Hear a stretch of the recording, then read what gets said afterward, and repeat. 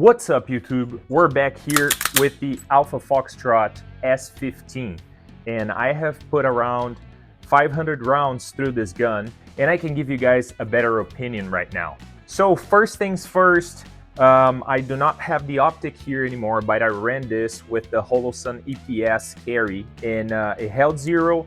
The interface between optic and slide was great. It sits directly on the slide, it's mounted directly on the slide, so there's no plate or anything, which makes it sit pretty low on the slide and gives you a nice cool witness.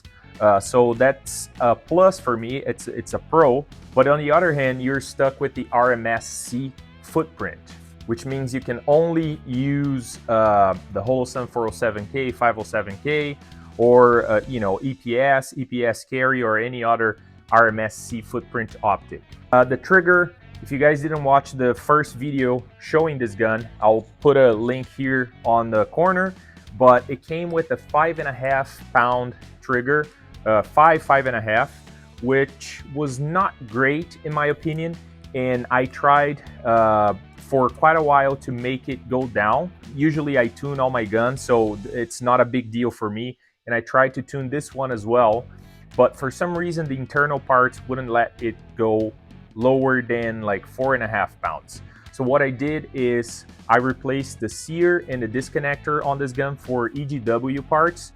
So I removed the MIM stock disconnector and sear, replaced with the EGW, and now I have a nice 3.5 pound trigger, but I can bring it down to 2.5 if I want. The grip on the gun is very nice. I mean, it's very ergonomic. It's not bad at all. It's a little different from your 2011, obviously, because this takes Glock mags, so you are going to have a different grip on it, but it's still a very comfortable grip. And even though you don't have, like, you have some texture on the sides here, but the front and the back are very aggressive, so you get a very good grip, and when you're shooting it, it's very easy to manage that recoil.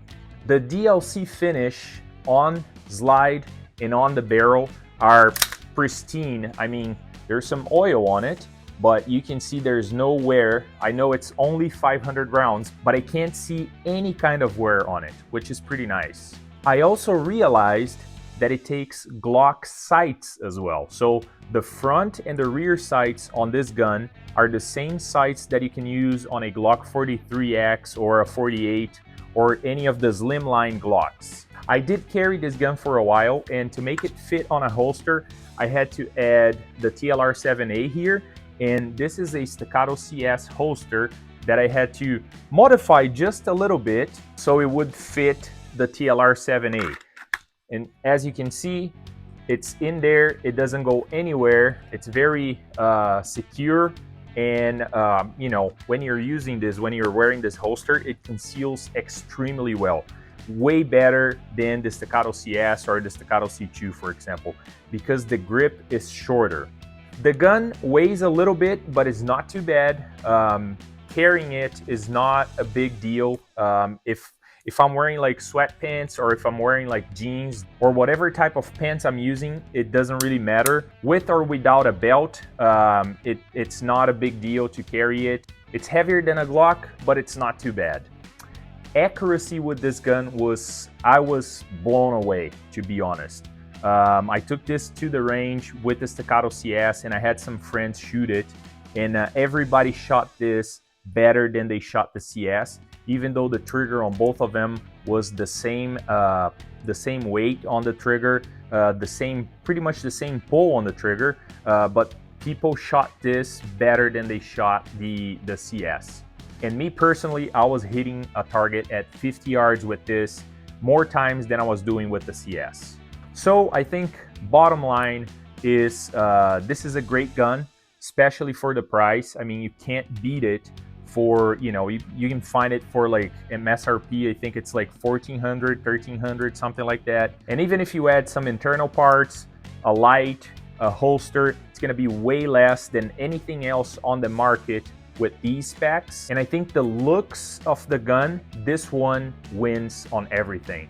I mean, it has a tri-top slide, DLC coated barrel, DLC coated slide, cut for optics, night sights. You have an aluminum frame with a full dust cover, which I love. And after 500 rounds, the gun is like broken in, and it's very smooth. I'm gonna show you guys the trigger again. So here's the take up, shoots. Look at the reset. Very short. So again, this is the Alpha Foxtrot S15. This is their Gen 2 with the bob cut, and this is the one with the ambi safeties. So this is their newest model. Very accurate, well finished. Everything is put together very well, so I think this is a winner. Let me know what you think down below in the comments. Did you like it? Do you think it's a good looking gun? Do you think this is worth the price tag? Or would you still save some money and go for a Staccato? Let me know, and don't forget to subscribe. Thank you.